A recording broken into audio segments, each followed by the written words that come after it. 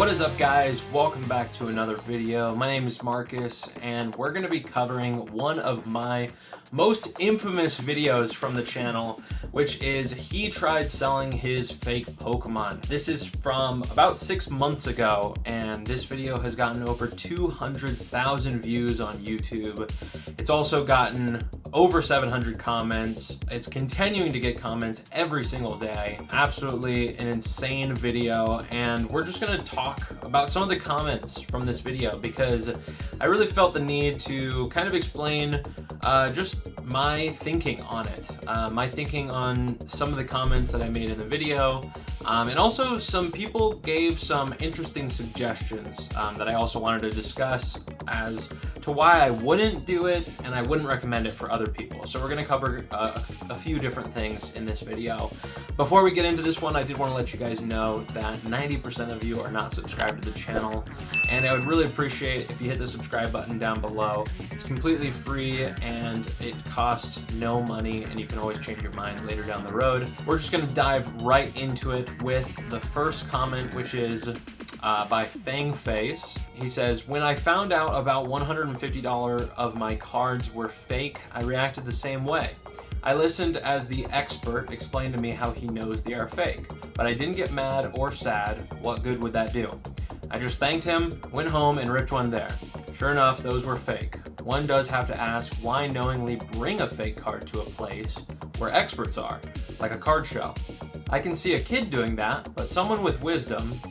Anyway, maybe guilty, maybe not. So I think that this comment just really kind of encapsulates kind of my sentiment at the end of that comment, my sentiment recording that video and even now. You know, I really don't know. I don't read hearts. I don't know for sure how he felt, if he knew that card was fake or not. I also don't know if he had gone to the friend of mine that I met first, or if he had gone to me first. I really don't know. So we can't say for certain whether he was trying to pawn a fake purposefully or not.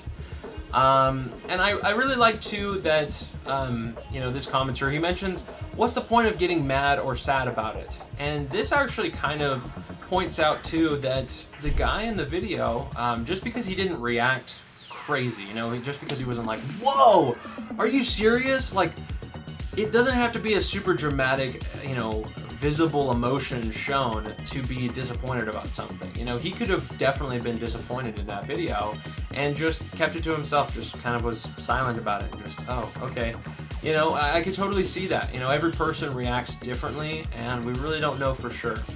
And then, you know, this guy in the comment, Fangface, he mentions that it's kind of interesting why bring a fake knowingly. So that's a good point. You know, this guy could have gone to the card show not knowing it was a fake at all and just wanted to see if he could trade it off for other stuff.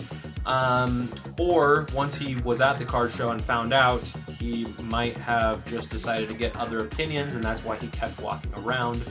Which brings us to our next comment, which is one of the top comments from this video, which was by Toland Ruth. Even if I believe you 100%, I would not rip a card I thought was worth $140. And this was a large percentage of comments that we got on this video, which was, absolutely no way am I ripping a card that I think is worth $140. And I think that this is totally a valid opinion to have, and I think that each and every person is entitled to their opinion. But I wanted to give my insights of why I feel so strongly about this topic. And let me give you an example of why I feel like counterfeit cards should be treated as counterfeit money. Let's look at the Umbreon VMAX from Evolving Skies, for example. This is a card that is very infamous, very sought after. It's worth thousands of dollars in a PSA 10, and there is tens of thousands of these that exist that are graded in a PSA 10. Not just tens of thousands that exist. There are tens of thousands of this card that are graded in a PSA 10 worth thousands of dollars. not including the innumerable amount more that exist that are raw copies or in lower grades. This card alone has such a high market for it. There is so much money, real money, that is in these cards. If people were to start selling these, there would be a ton of cash that is, taken from the market because of those cards being in it. It's almost like a stock. And, here it is. When we first started collecting Pokemon cards as a kid, or even if we're getting into the hobby more recently, it was all about just finding your favorite Pokemon. What artwork you wanted, whatever Pokemon you liked, that's what you wanted. You weren't thinking about the money. But we look at the landscape that we're in, and there's no going back. There really is no going back. What it is there is a TCG market, and these cards have a tremendous amount of value in said market. And if you look at the US dollar, for example, or you look at the stock market, you see there's all these different ways of the cryptocurrency or stocks, or even the US dollar itself, where people know the value of something because of how much money or how much effort or how much time people put into it and how much belief there is into it. And the same can be said about Pokemon cards, or really any trading card game that has expensive cards. These cards have become more than just a little piece of cardboard that people can collect. The US dollar is only a piece of paper or cloth or whatever. I don't know what it's made out of, but that's all it is. It's only a piece of paper. And here it is, so many people put so much value on that piece of paper. The same can be said about Pokemon cards. So, all of that, bring it around to say, I feel very strongly, if someone were to attempt to pay me a $100 bill that says, "In film we trust," it's an obvious fake. If someone were to try to do that, what's the first thing I'm gonna do? I'm gonna let them know, hey, that's fake money, and then I'm gonna send them on their way. And honestly, I don't want that money to go and be circulated at any other tables. So I would argue that that's an opportunity where you call the authorities if they don't seem like they're being very genuine, or you don't feel like they're being very honest. And that happens all the time at gas stations, markets, wherever. People try and pay with counterfeit money, and the authorities are called. Now, I'm not saying the cops should get called on this guy because he tried to trade off a fake card. I'm not saying that at all. But I am saying that I feel very strongly about fake money and fake Pokemon being circulated. That is where my opinion lies, and I think everyone is entitled to their own opinion.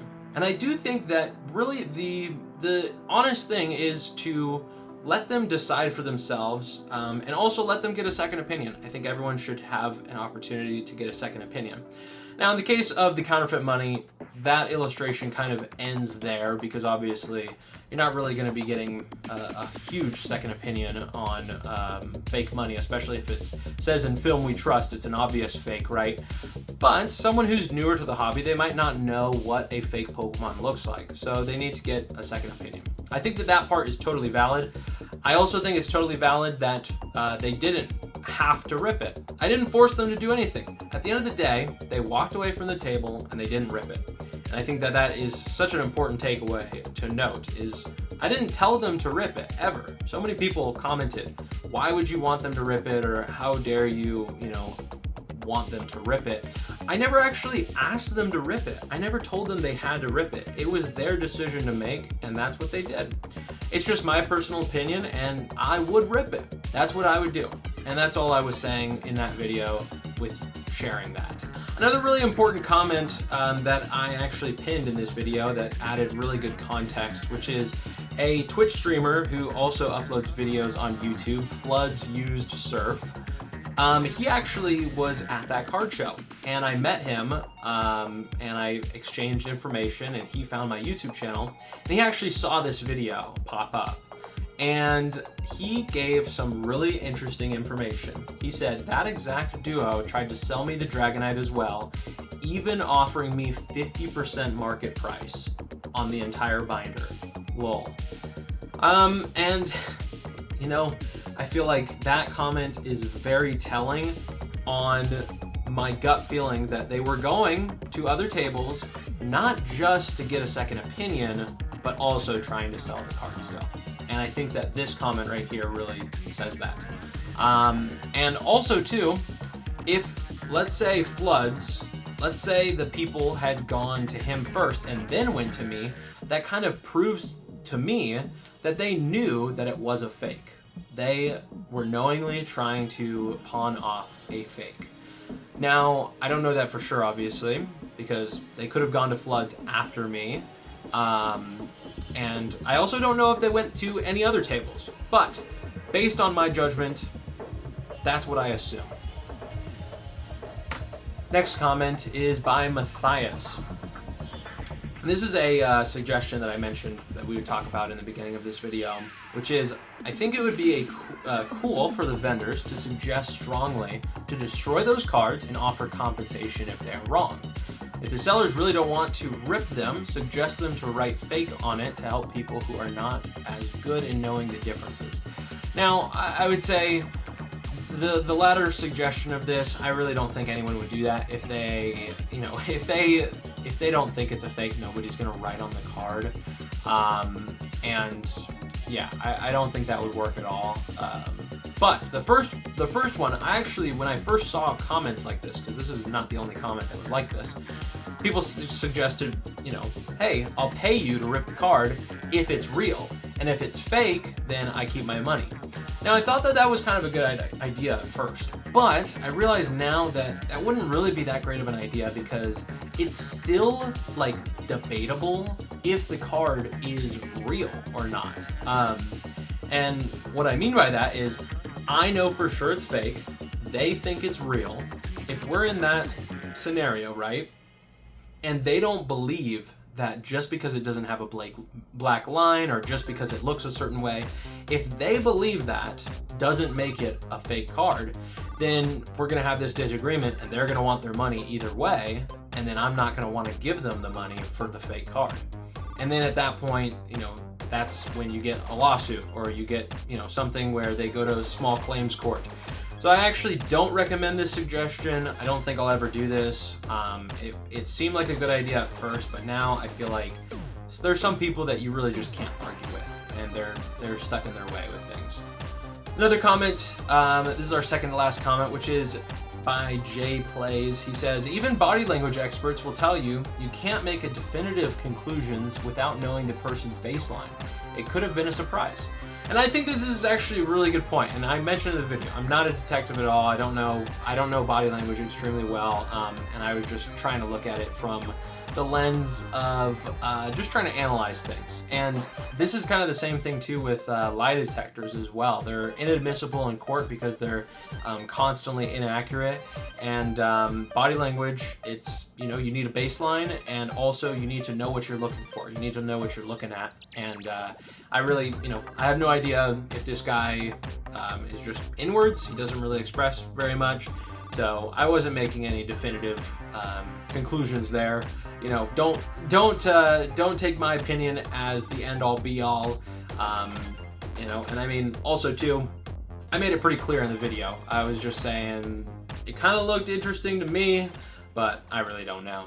That concludes this video, guys. I appreciate you all for watching this one. Tried to keep it a little bit brief for you.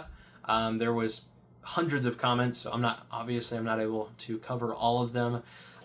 But there really was kind of the three sides of things. There was the they definitely knew, they definitely didn't, and then there was the why would anyone rip their card if they thought it was real. And I feel like I explained my side of things, how I feel about it. I hope you guys enjoyed this one. If you did, make sure to like the video, and I'd really appreciate it if you subscribe to the channel as well. We're on our way to 20,000 subscribers, and then the next from there it'll be 50,000 and then 100,000. Not gonna stop making these videos for you guys. Appreciate you all. We'll catch you in the next one. Peace.